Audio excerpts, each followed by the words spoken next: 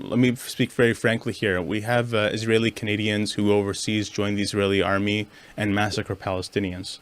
That, for me, is a form of terrorism. But I mean, they're joining an army, so it's not terrorism. It's an army. No, I disagree with you. It is a form of terrorism. Why is it when Israel bombs Palestine? Because legally it's a country. That's a different legal definition, actually. No, we do not have the privilege to define terrorism. Absolutely not. I mean, I don't think we can accept. I'm not saying. No, it's okay. I'm not saying you don't. I don't think we can accept. I think you can perceive it, but I think there's a difference between perception and legal reality. We cannot accept this definition where every time Israel goes to war with Palestine, 2,000 Palestinians are killed, a couple Israelis are killed, and we call that a war. It is not an objective discussion to say that Israel is defending itself. I didn't say that. It is this notion that you know what, airstrikes, drone strikes, they're not terrorism. I'm sorry. Sometimes they're terrorism or worse than terrorism.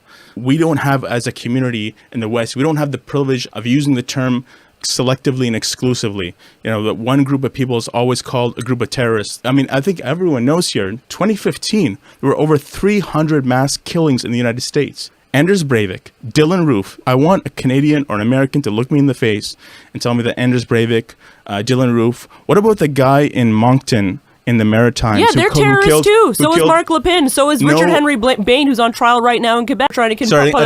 Did the media call those people terrorists? The media might not necessarily use that term, and I can't speak to each case, but I think the RCMP and the police definitely use the phrase terrorism. I'm just curious to know why you're defending Israel so much. I'm defending a legal principle. Yeah. Explain it to me, please. I went to law school. You went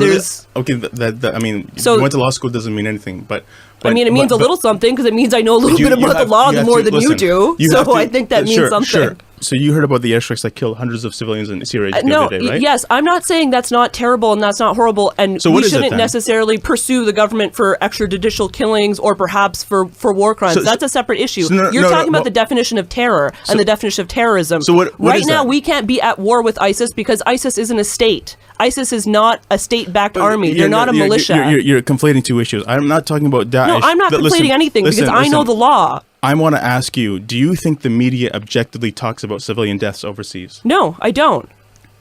So why is it a problem when I call it a form of terrorism? I'm just saying legally that we have definitions for a reason. So you're saying you come up with a definition? They can be war crimes. It's not terrorism. You're saying in our textbooks, we're allowed, in our political science textbooks, we're allowed to write the definition. Dude, I think you're getting hung up on semantics here for no reason. No, this is a very important point because you know why it's very important? You have to understand why some Muslim youth are angry. This is not about justification, but it explains why young people are angry. This is the larger point that I'm trying to draw to, is that the more we pressure the Muslim community to keep quiet about politics or to not speak out about these wars overseas, these young people are actually going to go on, wherever and get their information about Islam from the wrong sources, rather than studying with their own Muslim community or their own Muslim scholars. Our Muslim scholars here in Canada, they want to talk about these issues, but the issue is that they're pressured by the Canadian securities institutions like the Canadian Securities Intelligence Services to not talk about these things. The media climate doesn't allow for these things. We, as Canadians, Americans, Westerners, Muslims, whoever, we cannot compromise on this definition. I urge you to contact the Independent Jewish Voices of Canada as well, too. Speak to them.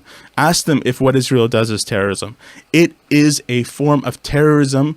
I'm sorry, we cannot be the ones to define it initially and then But by your definition, the U.S. is also engaged in terrorism. NATO-led forces are also engaged in terrorism. I think we should move on. I want to ask a question. I want to follow. I want to continue to talk. I do want to respond to that. Just because you're in a uniform, this doesn't mean you can't commit an act of terrorism. So let's circle back. أبدا لن نحيد عن خطى الإيمان دربنا درب قويم دربنا درب قويم بالهدى القرآني أبدا لن نحيد أبدا لن نحيد